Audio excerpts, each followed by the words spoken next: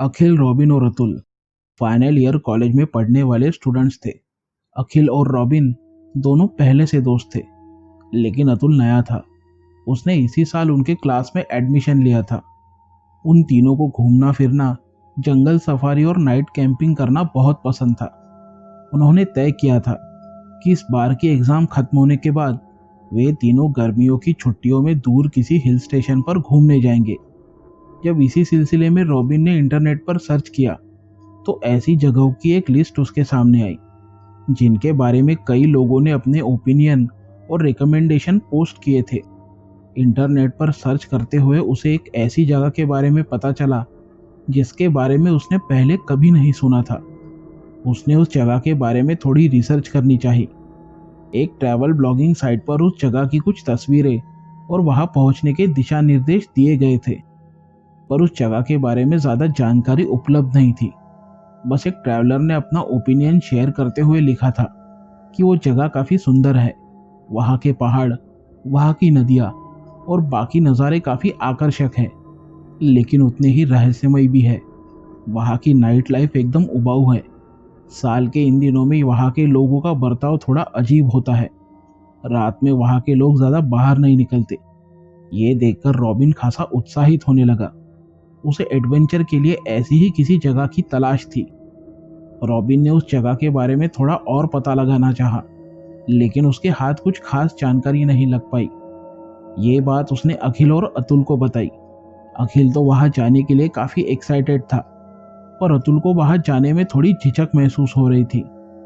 अतुल उन दोनों के सामने अपनी बात रखते हुए कहता है, देख यार, इस जगह के बारे में ना तो हमें कुछ पता है और ना इंटरनेट पर इसके बारे में कुछ ज़्यादा जानकारी दी हुई है, तो क्या ऐसी जगह जाना ठीक रहेगा? इसके बदले में मसूरी या पंचगनी जैसी किसी फेमस जगह चलते हैं। जिस जगह के बारे में हमें ज़्यादा पता नहीं, वहाँ जाने का क्या फ़ायदा? रॉबिन जोर देते हुए कहता है, यही तो देख, मसूरी और पंचगनी तो कई लोग जाते हैं, लेकिन ऐसी जगह जो आज तक ज़्यादा एक्सप्लोर ना की गई हो, वहाँ जाने का मज़ा ही कुछ और है। अतुल भी रॉबिन की बात से सहमत होते हुए कहता है, रॉबिन ठीक कहता है, मैं उसकी बात से सहमत हूँ, और एक दो दिन की तो बात है। दोनों की बातें सुनकर आखिरकार अतुल मान जाता है। 2 दिन बाद वो निकलने वाले थे। जंगल सफारी और कैंपिंग में लगने वाली ज़रूरत की सभी चीज़ों का उन्होंने इंतज़ाम कर लिया। उनके जाने का दिन आ गया। तीनों दोस्त ट्रेन में बैठकर उस जगह जाने के लिए रवाना हो गए। अगले दिन वो मुक्तेश्वर पहुंचे। वहां के किसी रिजॉर्ट में उनका कमरा बुक था। रात हो चुकी थी और लंबे सफर से वो काफी थक भी चुके थे, इसलिए उन्होंने आराम करने का सोचा और अगले दिन वो घूमने निकलने वाले थे। सुबह हो गई, सभी तैयार हो गए और ज़रूरत का सारा सामान लेकर वो निकल पड़े। जिस जगह वो जाने वाले थे, वो जगह मुक्तेश्वर से करीब 15 किलोमीटर दूर थी, इसलिए उन्होंने वहां जाने के लिए एक प्राइवेट टैक्सी बुक की। तीनों दोस्त टैक्सी से जा रहे थे। वो ड्राइवर से उस जगह के बारे में जानकारी ले रहे थे। ड्राइवर भी उन्हें उस हिल स्टेशन के बारे में सारी जानकारी दे रहा था। वो थोड़ी थोड़ी दूर रुकते हुए आगे बढ़ रहे थे। मुक्तेश्वर वाकई काफ़ी सुंदर था। बड़े बड़े पहाड़, चारों तरफ हरियाली और वहाँ का सुहाना मौसम, सब कुछ लाजवाब था। ये देखकर तो अब अतुल को भी एहसास होने लगा कि अगर वो इस जगह नहीं आता तो वो बहुत कुछ मिस कर देता। तीनों साइट सीइंग करने का आनंद ले रहे थे, तस्वीरें खींच रहे थे। दोपहर बीत चुकी थी और वो तीनों उस जगह आ पहुंचे जहां वो नाइट कैंपिंग करने वाले थे। अखिल ने टैक्सी ड्राइवर को पैसे दिए और उसे कहा कि कल सुबह ठीक 10 बजे उन्हें लेने यहाँ वक्त पर आ जाए। टैक्सी वाला सोच में पड़ गया।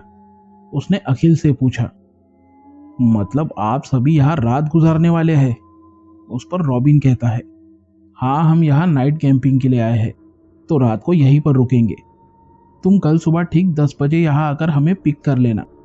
टैक्सी ड्राइवर उन्हें समझाते हुए कहता है, देखिए, मैं आपको डराना नहीं चाहता, लेकिन मैंने सुना है कि यहाँ रहने वाले लोगों का मानना है कि साल के इन दिनों यहाँ पर कुछ गड़बड़ होती है, इसलिए अंधेरा होते ही कोई भी अपने घर से बाहर नहीं निकलता, और आप तो जंगल में पूरी एक रात गुजारने के बारे में सोच रहे हैं।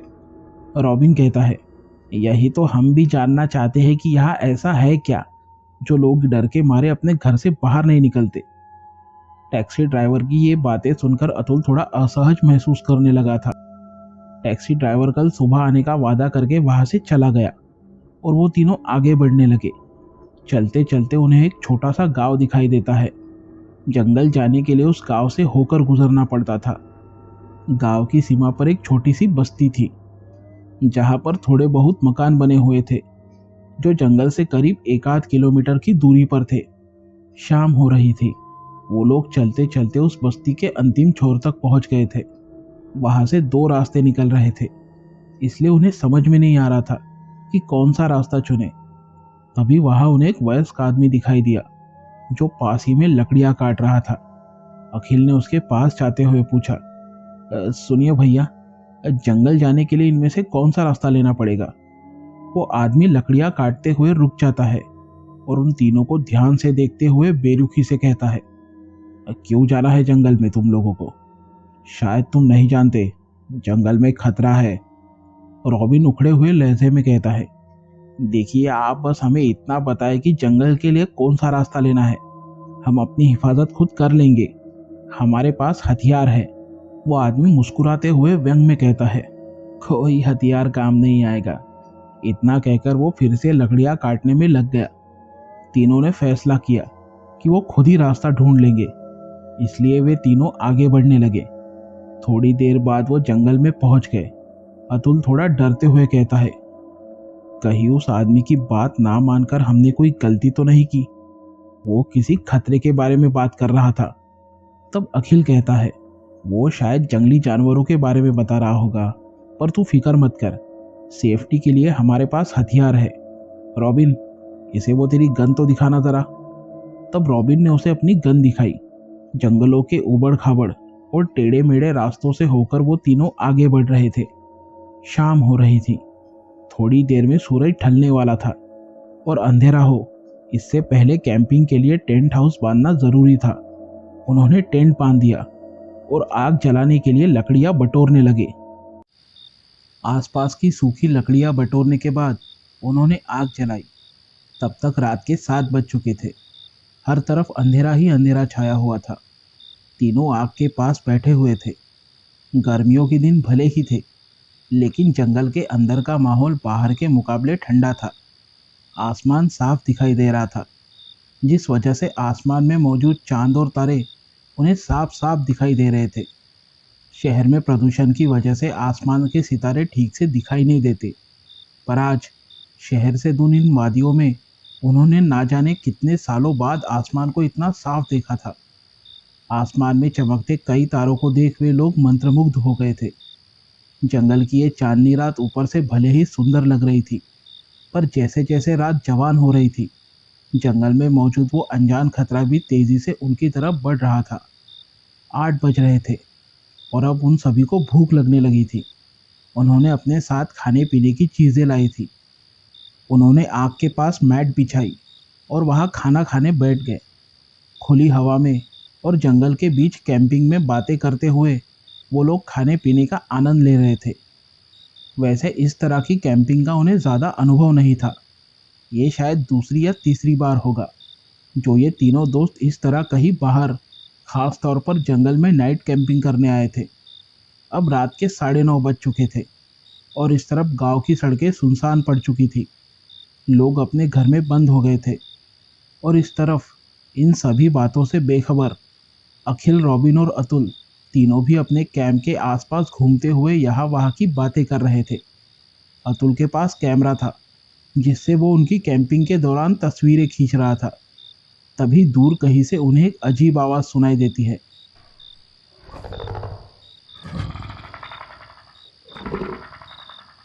उस आवाज़ की तीव्रता इतनी महीन थी कि पहले तो किसी ने भी इस पर गौर नहीं किया, लेकिन थोड़ी देर बाद अतुल को फिर से वही आवाज़ सुनाई देती है। अतुल उन दोनों को शांत करते हुए कहता है, "तुम दोनों ने यह आवाज़ सुनी?" रॉबिन ना में अपना सिर हिलाते हुए कहता है, "नहीं, मुझे तो कोई आवाज़ नहीं आ रही।" अखिल, तुझे आ रही है क्या कोई आवाज़?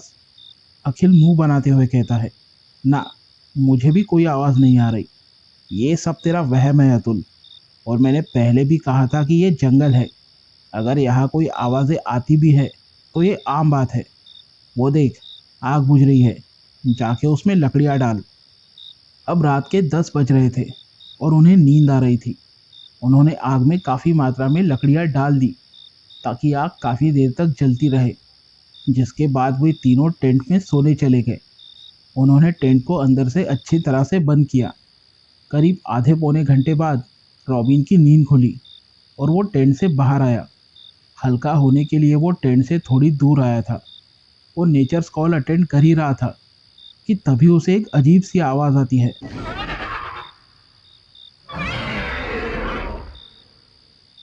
उस आवाज़ को सुनकर रॉबिन चौंक गया। उसने अपनी गन निकाली और अपने आसपास देखने लगा। तभी उसे फिर से वही आवाज़ आती है। उसने आवाज़ की दिशा में देखा तो आवाज़ ऊपर किसी पेड़ पर से आ रही थी। रॉबिन ने ऊपर पेड़ पर देखा और उसके दिल की धड़कनें मानो जैसे थम सी गई। ऊपर पेड़ पर कोई जानवर जैसा कुछ था जो अंधेरे की वजह से ठीक से दिखाई नहीं दे रहा था। रॉबिन ने उस पर अपनी बंदूक तान दी। उस जानवर ने ऊपर से नीचे छलांग लगाते हुए रॉबिन पर हमला कर दिया। रॉबिन ने भी उस पर गोली चलाई।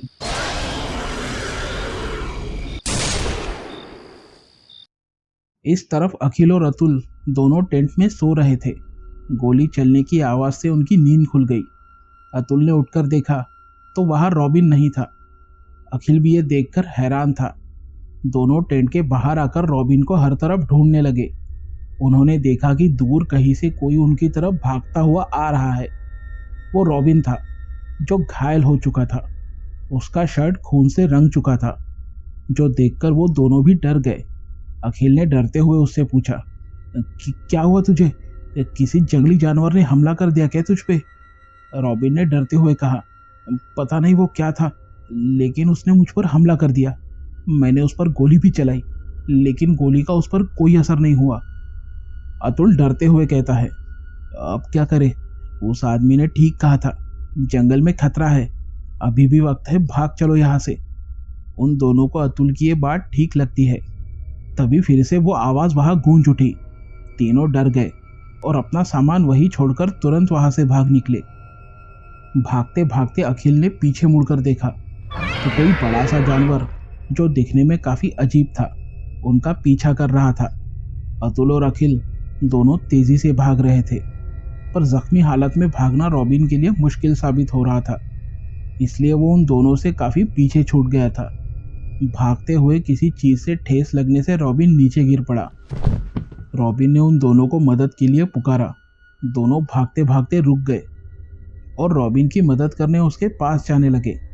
इतने में उस अनजान जीव ने रॉबिन पर फिर से हमला कर दिया और उसे अपने साथ खींचते हुए ले जाकर अंधेरे में कहीं गुम हो गया।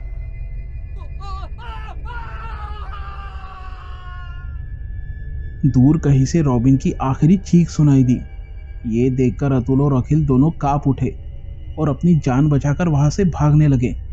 भागते हुए उनकी सांस फूल रही थी, इसलिए वो दोनों वहां के एक बड़े से पेड़ के पीछे छुप गए। दोनों भागकर काफी ज्यादा थक चुके थे, इसलिए हाफ रहे थे। उनके दिल की धड़कनें असामान्य गति से बढ़ चुकी थी। वो दोनों अभी ठीक से भागने के लिए तैयार भी नहीं थे कि इतने में वही अजीब सा दिखने वाला प्राणी उनकी तरफ बढ़ रहा था। दोनों अपना मुंह दबाकर ऐसे शांत खड़े थे जैसे उन्हें कोई सांप सूंघ गया हो। पेड़ के एक तरफ वो प्राणी था तो दूसरी ओर दोनों बिना कोई आवाज किए खड़े थे। वो प्राणी उन्हें ढूंढता हुआ वही आसपास मंडरा रहा था। दोनों को लग रहा था कि शायद अंधेरे की वजह से वो उन्हें ढूंढ नहीं पा रहा होगा, इसलिए वो दोनों वहां से खिसकने की तैयारी में थे कि तभी अनिल का पैर एक सूखी हुई लकड़ी पे पड़ता है, जिसकी चटक की आवाज से उस प्राणी को उनके मौजूदा स्थान के बारे में पता चल जाता है। वो अजीब प्राणी चिंघाड़ते हुए उनकी तरफ बढ़ा। दोनों डरकर भागने लगे। दोनों दोस्त आगे आगे भाग रहे थे और वो प्राणी उनका पीछा कर रहा था। भागते हुए उन दोनों ने देखा कि कोई तेजी से दौड़ते हुए उनकी ओर आ रहा है। आगे से आवाज आई, झुक जाओ। दोनों नीचे झुक गए। तभी हवा में लहराती हुई एक कुल्हाड़ी उनके ऊपर से गुजरती हुई उस प्राणी को जा लगी। वो प्राणी वही एक जगह पर रुक गया और चीत्कार करने लगा।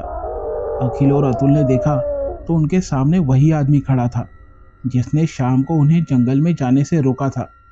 उस आदमी ने उनके पास जाते हुए कहा, बचना चाहते हो तो चलो मेरे साथ। फिर तीनों भी भागते हुए जंगल से बाहर आए। पास ही में उस आदमी का लकड़ियों का गोदाम था।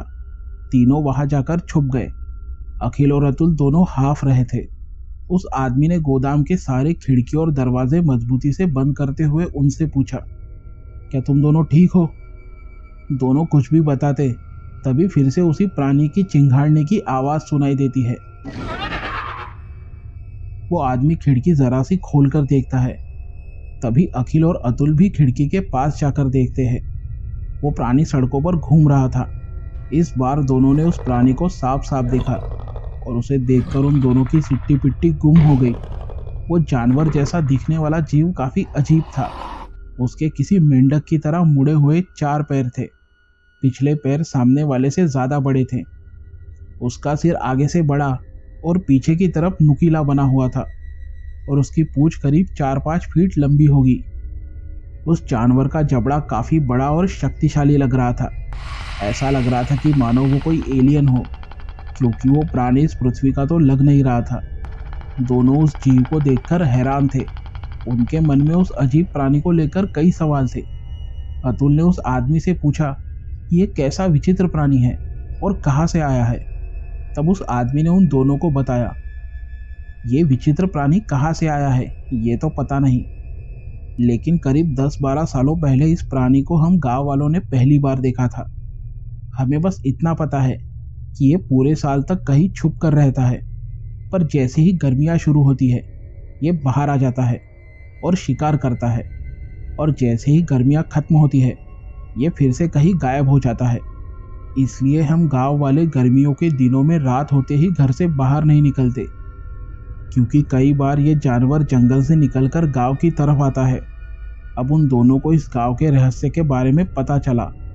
अखिल और अतुल नसीब वाले थे जो बच गए थे। उन्हें यहाँ आने का अफसोस हो रहा था, लेकिन अब वे कुछ नहीं कर सकते थे, क्योंकि इस चक्कर में उन्हें अपने दोस्त को खोना पड़ा था।